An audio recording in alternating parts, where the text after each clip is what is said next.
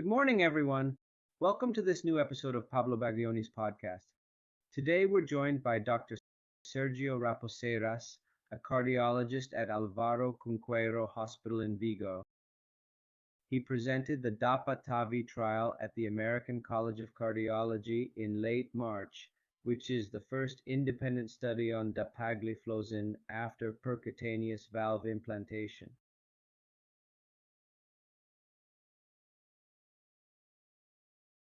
It's my pleasure to introduce him on this episode, and I hope you enjoy the study presentation. Hello, everyone. I'm Sergio Raposeiras, a cardiologist at Alvaro Cunqueiro Hospital in Vigo, here to present the DAPA-TAVI study results. The DAPA-TAVI study is the first randomized clinical trial evaluating dapagliflozin's effect after transcatheter aortic valve implantation, TAVI. Well, it's a study with the unique feature of being independent from the pharmaceutical industry.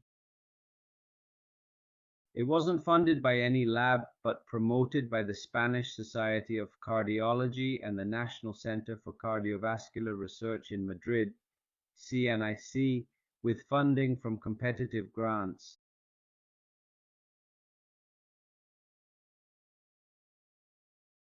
The core of this study is that aortic stenosis is one of the most common valve diseases in our field. TAVI has revolutionized the management of aortic stenosis. However, in practice, many patients are readmitted for heart failure, especially in the first year after TAVI, despite theoretically solving the patient's problem. SGLT2 inhibitors showed benefits in reducing heart failure rates across all patients with heart failure. That's why they're recommended in both European and American heart failure guidelines. However, patients with heart failure due to valve disease or recent valve surgery were excluded from SGLT2 inhibitor trials. Also, TAVI patients are often elderly, and those over 80 were underrepresented in SGLT2 inhibitor trials.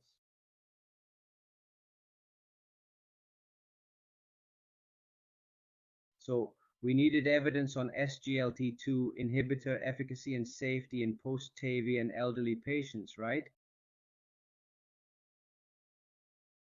With this background, we developed the DAPA-TAVI study, a highly pragmatic study that followed PROV guidelines for a prospective randomized open-label trial.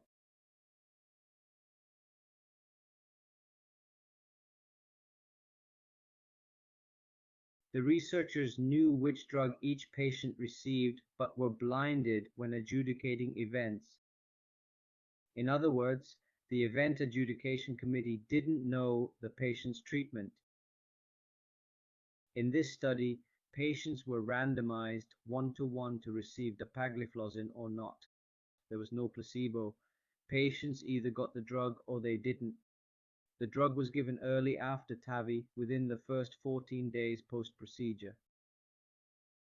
Inclusion criteria: aortic stenosis patients undergoing TAVI with at least one prior heart failure episode, plus one of FEV, one below 40% diabetes or moderate renal impairment, filtration rate 25/75.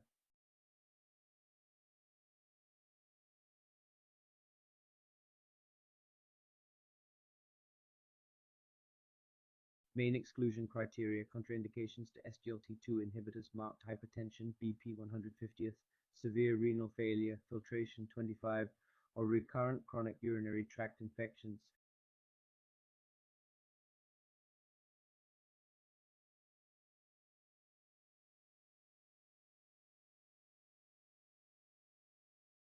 The primary endpoint was the combined outcome of all-cause mortality and worsening heart failure. Worsening heart failure was defined as any hospitalization or ER visit for heart failure requiring IV diuretics.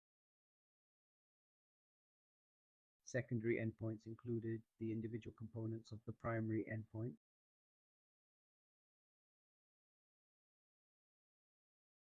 cardiovascular death, and the combined endpoint of cardiovascular death and heart failure hospitalization.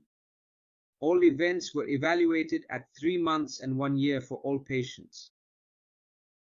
A total of 1,257 patients were randomized across 39 centers in Spain between January 2021 and December 2023. The study's sample size had to be expanded due to an interim analysis conducted 3 months before recruitment ended. This planned blind analysis revealed a lower than expected event rate, necessitating an increase in sample size from 1,020 to 1,257 patients.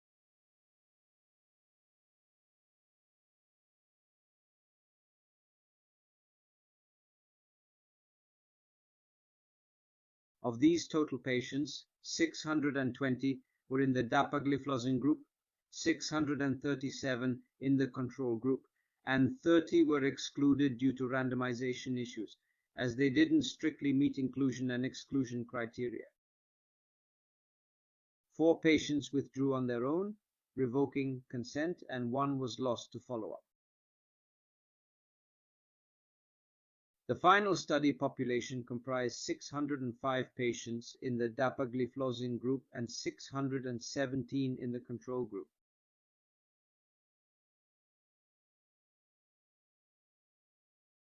The median time from TAVI to randomization was 2 days. Notably, there was a significant crossover rate.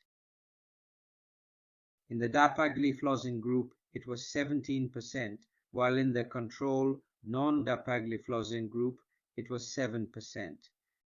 The baseline characteristics of the population were well balanced between the two groups, with no significant differences. It's important to note that this was a very pragmatic study, including real-life patients or those very similar to real-life patients, with an average age of 82 years. Note that the patient's average age ranged from 60 to 99 years old. In fact, there was even a 99-year-old patient in the study. Roughly half of the patients were women. The diabetes rate was 43%, ventricular dysfunction was 17%, and most patients had some degree of renal dysfunction. For the primary endpoint, combining death and worsening heart failure, it occurred in 124 patients, 20.1% in the control group, and in 91 patients, 15% in the dapagliflozin group. This resulted in a significant hazard ratio of 0.72. In other words, dapagliflozin reduced the primary endpoint by 28%. When analyzed by a protocol, these results held up, even becoming more significant. The hazard ratio dropped lower to 0.67. Interestingly, the results were consistent across different subgroups. There was no interaction between subgroups for dapagliflozin's effect, which was positive as it showed consistent results across all pre-specified subgroups, including patients with and without diabetes, ventricular dysfunction, and renal failure.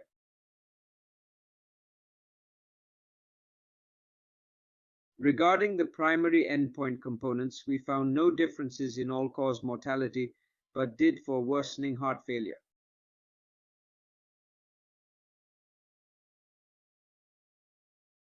Remember, all events were evaluated over 1 year. Patient follow-up was only for 1 year.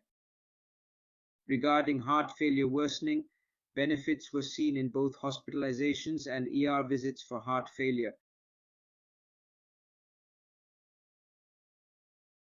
For cardiovascular mortality, results weren't significant, right? Though the hazard ratio was under 1. For combined CV death or heart failure hospitalization, results were significant. Interestingly, adverse events showed higher genitourinary infection rates in the dapagliflozin group, mainly genital infections.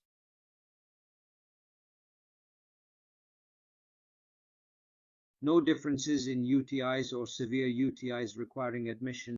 Bacteremia rates were also similar, right? Adverse events were higher in the dapagliflozin group, particularly rates of symptomatic hypotension. In conclusion, for elderly TAVI patients with high heart failure risk, dapagliflozin proved safe and reduced death or worsening heart failure.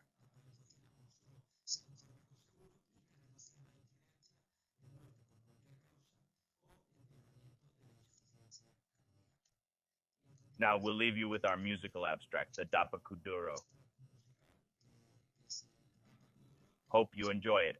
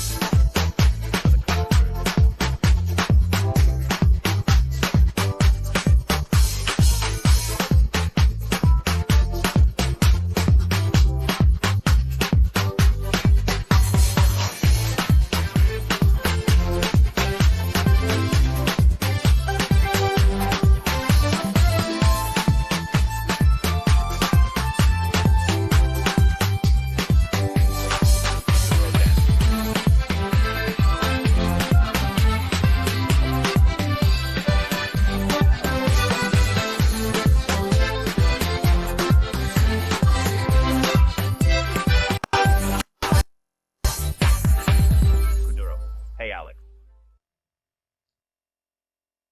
Sergio, your performance was truly spectacular. I'm really impressed with the study and the entire presentation. Congratulations. Viva tennis. Love the music you chose. See you soon in Spain. Keep joining our podcast. Big hugs to all. See you in the next episode.